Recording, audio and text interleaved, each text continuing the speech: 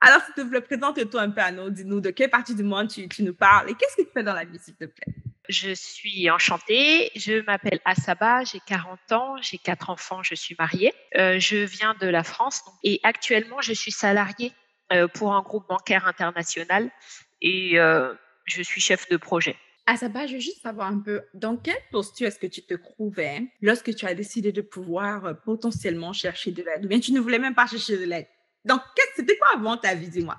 Ma vie, c'est que je souffrais pour le Seigneur, mais je comprenais pas en fait quelle était ma souffrance, mais je voyais la main de Dieu dans ma vie et donc je cherchais des réponses, je cherchais une identité. Et ce qui est beau avec le Seigneur, c'est que quand tu l'écoutes et que tu vois sa main, tu te rends compte qu'il n'y a pas de hasard. Et une personne que j'apprécie beaucoup, qui s'appelle Rebecca, m'a appelée en me disant, tu connais Debra Conley? Je lui dis non, je la connais pas. J'en ai jamais entendu parler.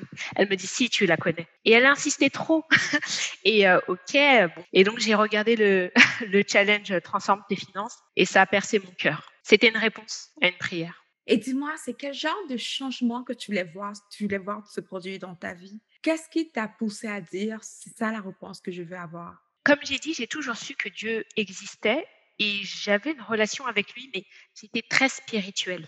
Tous les domaines de nos vies sont liés. On ne peut pas travailler que la finance et ne pas travailler la relation avec le Seigneur, ne pas connaître sa volonté pour tous les domaines de notre vie. Je voulais devenir une identité en Christ. C'est ce que je voulais. Alors dis-moi, depuis combien de temps ça va, est-ce que tu connais ou bien depuis combien de temps tu as rejoint le programme? Parle aussi des résultats que tu as eus dès que tu as commencé vraiment à appliquer les principes divins. Qu'est-ce que les principes divins ont créé comme résultat dans ta vie? Je suis partie avec des pensées limitantes. Le programme les a brisées, il les a déconstruites et à la place, il m'a enseigné. C'est ça la puissance en fait du programme. Oh, Et wow. dernière chose, le présent de Dieu. Le présent de Dieu, ça veut dire que aujourd'hui, là, il est 21h06 en France. À 21h06, Dieu fait quelque chose.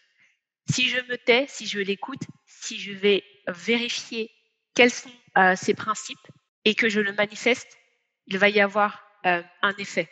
C'est quoi le conseil que tu as donné à cette personne? Qu'est-ce que tu peux dire à quelqu'un d'autre qui t'écoute présentement, qui veut voir tu changer pour lui? En toute sincérité, il faut comprendre que les voies de Dieu et les nôtres sont très éloignées. Donc, il faut chercher vraiment, vraiment à avoir une relation avec lui et à comprendre qu'on a été rempli depuis qu'on est là sur Terre, mais lui nous connaissait bien avant qu'on soit formé dans le ventre de notre mère. Et si on lui demande qui on est, on pourra faire ce pourquoi il nous a créés. Et il n'y aura plus du tout de doute, puisque ça sera comme si on avait été programmé. Il faut avoir la foi, il faut croire en soi. Prenez votre courage, vous n'êtes pas là pour le hasard, il n'y a jamais de hasard et vous devez le savoir parce que vous êtes là. Ça veut dire qu'il y a quelque chose qui a résonné sur votre cœur. Aidez-vous vous-même en posant l'acte de foi. Dieu est là.